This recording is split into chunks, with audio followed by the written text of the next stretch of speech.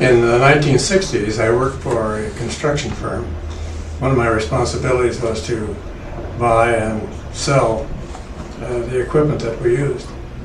And our records showed that we did pretty well in buying equipment, but kind of had a downfall on how much we got for our trade-ins.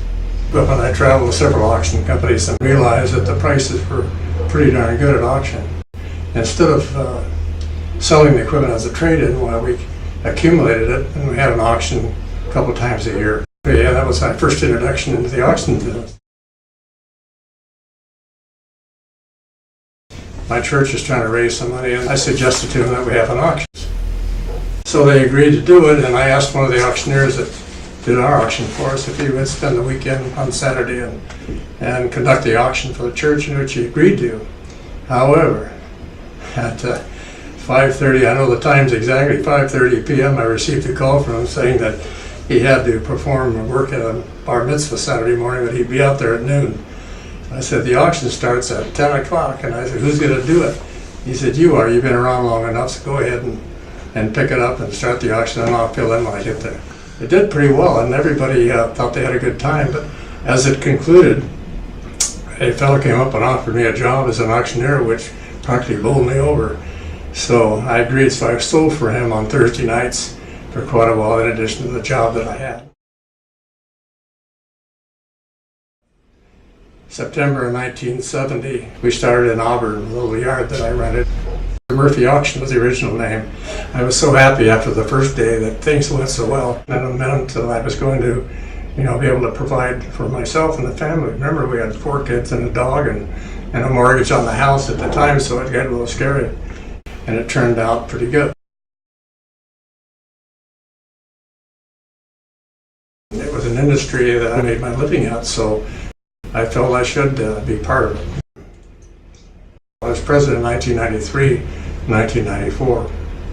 A year or so later, then I became president of the foundation. So it was a good time. I became acquainted with the auctioneers all over the country, and those conventions, you learn a lot of things you think that you really are sharp in and running a good company. You go to those conventions and you come back very humble. Well, that was quite a surprise. That was the year 2000, and we were attending the convention, and all of a sudden they called my name out and brought me up, and the whole family was there. That was quite a humbling experience for myself.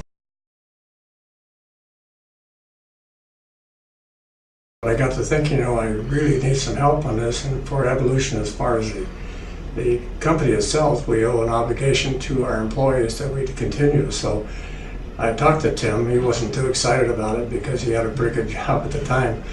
But after offering him a few incentives, he decided to come in. And then a couple of years later, our daughter Julie Murphy Rice was a CPA, and she was working for an auditing company. And so Tim and I talked about maybe having her come in and take over the financials. And Tim said, nah, she's not going to come over here. She's doing too well. It took her about 3 seconds to make up her mind. She says, you bet I will. So that's really when the growth of this firm started.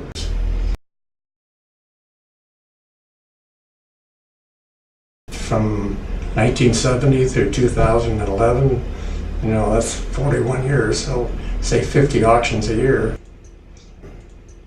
Back in the 60s, I started doing charity auctions. It was something I really loved, and I knew it would be part of my life. So we did charity auctions for quite a few years, and one of the big ones was Pawn Show I did for 31 years in Seattle. And they used to raise anywhere between $600,000 and $1.5 million.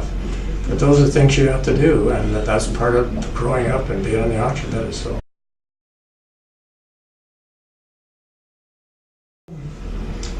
first of all, you got to satisfy your seller. That's an obligation that you have to. And I think when the auction kicks off, the first 100 items go for a highly seasoned price. That's satisfaction, that you're able to tie 2 knots of a string together and perform a duty that's responsible. You are responsible in a lot of cases for people's livelihood and their financial success for the future. So when you have that money in your hands and convert it, well, then that's doing the job that you're set out to.